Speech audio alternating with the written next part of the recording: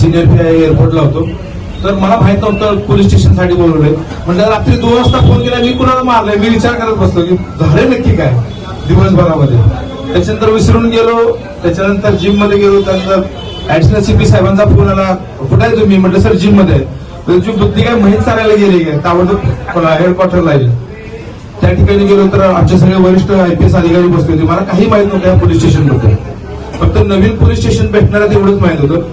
Direct CP साहेबांनी सांगितलं की तुम्ही लक्ष्मीनगर पोलीस स्टेशनचा चार्ज घ्या. मला लक्ष्मीनगर पोलीस स्टेशनला यायला मला त्यावेळेला अर्धा तास लागला होता. म्हणजे आपला भगवा झेंडा चौक आहे, भगतसिंग चौक, ते इथपर्यंत यायला अर्धा तास लागला होता. सगळे इथलं वातावरण बघितलं होतं, काही सुचत नव्हतं. पहिले 8-10 दिवस सगळ्या DB स्टाफला आपण विश्वासात घेतलं. संपूर्ण एरिया बघितला, तो एरिया कसा आहे, काय आहे. तर ब्रिटिशकालीन ज्या पिढ्याने पिढ्या जो दारूचा व्यवसाय होता, दारूच्या भट्ट्या होत्या, त्याची लिस्ट काढली.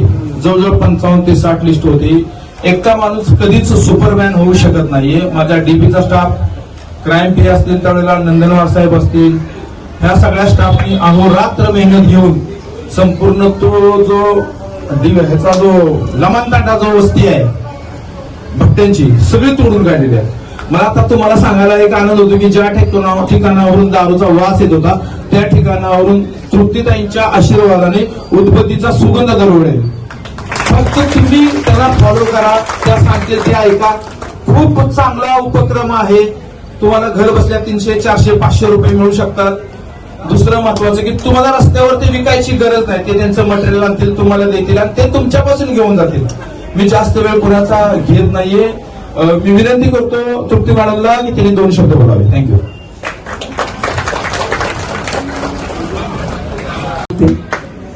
कारण ट्रॅफिक बरंच लागलं.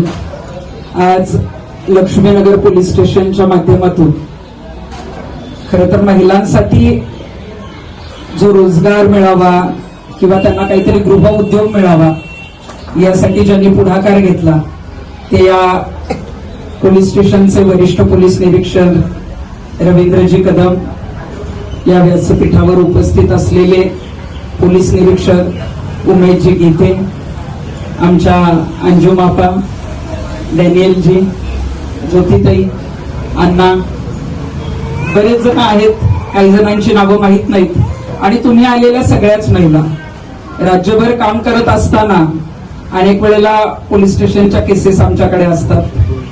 कदम साहेबांच्या माध्यमातून तर आता सगळ्यांच्या भाषणात तुम्ही ऐकलं असेल की ज्या पद्धतीनं इथं दारूचे धंदे सुरू होते आणि ते जे काही उद्ध्वस्त केले गेले, अवैध धंदे बंद करणं हे पोलिसांचं काम आहे. पण पोलीस तिथंच थांबतात.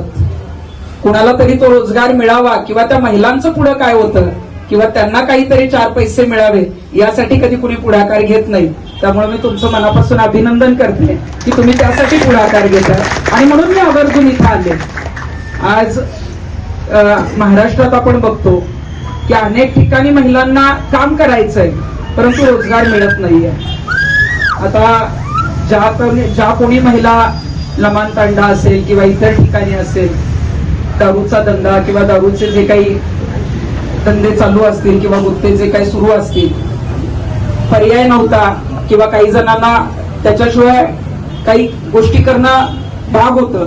पण दारू पिऊन काही कोणाचं कल्याण झालेलं नाहीये, आपण बघितलं असेल. आणि आजचं तर महाराष्ट्रामध्ये सगळ्यात मोठी जी बातमी चालू आहे ती पुण्यातल्या पिंपरी चिंचवड मध्ये विषारी दारू पिल्यामुळं जवळजवळ 13 का 14 जणांचा मृत्यू जो आहे तो झालेला आहे.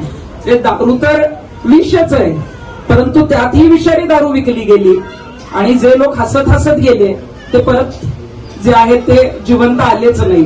आणि ती बातमी आज मी बघत होते.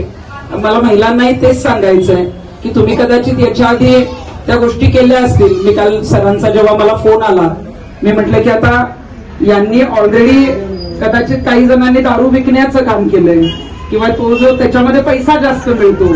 आपण जेव्हा गृह उद्योग किंवा घरामध्ये काम देतो तितक्या पटीने पैसा मिळत नाही किंवा काही जणांची कष्ट करण्याची तयारी नसते. पण मला त्यांनी सांगितलं की आमच्या इथल्या महिला कष्ट करायला तयार आहेत, महिला पुढाकार घ्यायला तयार आहेत आणि आपल्याकडे पैसे असल्याशिवाय आपण काहीच करू शकत नाही.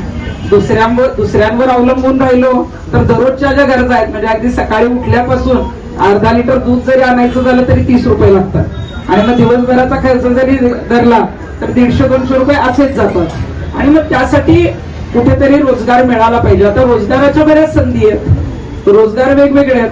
कदाचित कुणाला जर स्वतःचा रोजगार किंवा स्वतःचा बिझनेस उभा करायचा असेल तर आता बरेच जण इथं डॅनियल भाऊ वगैरे तुम्ही सगळे आहात.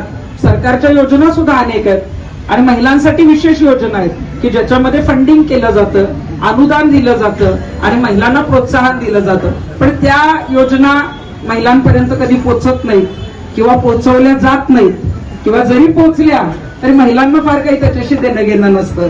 पण मला सांगायचंय की सरकारने या योजनाच यासाठी आणलेल्या असतात की त्याच्यामध्ये महिलांचं कल्याण झालं पाहिजे, महिलांच्या हाताला रोजगार मिळाला पाहिजे, त्यांनी स्वावलंबी झालं पाहिजे, त्यांनी स्वतः काहीतरी केलं पाहिजे. आणि त्या योजना मला वाटते की आता तुमच्यापर्यंत पोहोचवणं फार गरजेचं आहे. आता मी आज जे आले, आता आज वेगवेगळे रोजगार आहेत. आता काही आमच्या महिला बचत गटाच्या ज्या महिला आहेत त्या मेणबत्त्या बनवण्याचं काम करतात. काही महिला आता बरेच जण इथे जॉबला कोण जातं, घरी किती महिला असतात, सगळ्या घरीच नाही पण घरीच असतात म्हणण्यापेक्षा घरी काम करणाऱ्या महिलाचा मला प्रचंड अभिमान आहे. कारण त्या कुठलाही पगार घेत नाहीत आणि 24 तास राबत असतात. आपण जेव्हा जॉबला जातो तेव्हा 7 ते 8 तासाचा पगार घेतो आणि तिथं काम करत असतो. त्यामुळे तुम्ही जे काम करताय ते काम कुणीच करू शकत नाही.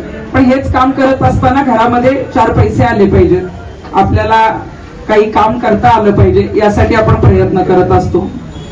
दुसरा जो उद्योग आहे तो पापड लाटण्याचा पण आहे, जो घरी दिला जातो. लिज्जत पापडचं इकडे युनिट आहे का मला माहित नाही, सणसवाडीला आहे. पण मी त्याचे जे सीईओ आहेत कोते सर, मी त्यांच्याशी नक्की बोलेन जर इथल्या महिला त्याच्यासाठी काही तयार असतील तर. कारण त्यांचंही जे काय आहे ते साहित्य घरी पोहोचवलं जातं. काही बेकरीचे उत्पादनं आहेत त्या संदर्भात सुद्धा आपण जर बघितलं असेल तर तेही करता येतं. मला असं वाटतं की या फार महिला साध्या आहेत, त्यांना जे करता येईल ते आपण तिथं दिलं पाहिजे.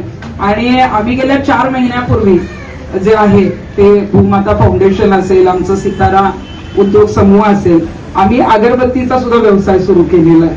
आणि त्याच्यामध्ये सुरू करण्याचं कारणच हे होतं की आम्हाला जवळजवळ बचत गटाच्या माध्यमातून किंवा काही संघटनाच्या आमच्या माध्यमातून साधारण 50,000 महिला आमच्या बरोबर जोडल्या गेलेल्या आहेत. 50,000 महिला जोडल्या गेल्या जरी असल्या तरी अनेकांची इच्छा होती की रोजगार मिळत नाहीये किंवा रोजगार उपलब्ध करून दिला.